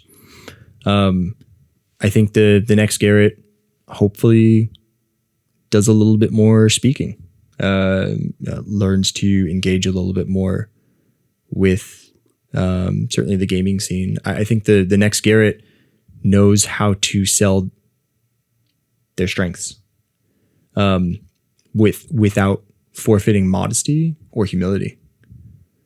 And I think the the next Garrett hopefully is more disciplined about physical fitness. I hope there's a workout regimen in there somewhere. I got you on that, bro. Yeah, sick. Easy. Garrett, just because the world works in mysterious ways and you never know who's watching, if there is absolutely any perfect job title that you're looking for right now on any particular team, like, could you just paint us a picture of like, the type of job that you would just be like most stoked on? Yeah. In detail, your coworkers, where it is, what's the culture, what's the thing, what are you building, what's going on? In a full utopia, it's crazy to call this utopia, but it would be in office or in office hybrid, product manager with a narrative game, not like a continuous release cycle like Fortnite, for example, or Call of Duty, but like a project like Red Dead Redemption, right? Or The Last of Us or something that its production cycle goes beginning to end, maybe 4 years, hybrid and, in office, product manager being working closely with developers, maybe designers and QA, but to track deliveries from shareholders over, whatever, annual roadmaps or quarterly roadmaps. I'm big into agile methodologies. I could talk about that stuff a bunch, in the right crowd, in the right room. But really, as far as this game goes, on honestly, any project that's as close to a passion project as modern gaming can be. What's the boss like? Yeah. The boss is hopefully someone like me or you, hopefully someone that listens, that has an internalized vision for where they need to go and just needs help doing it. Like ideally the next team I work on is a team of like-minded people that are really driven regardless of the means necessary to deliver on this thing and not compromise in ways that ruin the end user experience for the product. Hopefully on the West Coast, but the gaming industry is also big in Paris. So if I need to learn French, I can try. Easy. And Garrett, what's the best way for people to learn more about you on this next endeavor? Yeah. Is it MySpace or Grindr or? Yeah. I have a great blossoming Club Penguin account. You can follow me there. Honestly, Instagram's great. Garrett Gentle. We'll throw some links in the chat. Yeah, my email, text is great, but honestly, most of my adventure is probably going to be, certainly most of my skate adventure is on Instagram. And who knows if you continue to do any sort of long format content. This could potentially be a way. Epic. Yeah. Well, Garrett, appreciate you, man. Love you, bro. Boom. This is a pleasure. I don't even know how long we're in. If you made it to this part in the podcast, congratulations. Yeah, stand up. Garrett will personally give you a high five and a hug. I will. If you're down. Yeah. Again, thank you for tuning in, and we'll see you soon. Hopefully at Vibe Ride.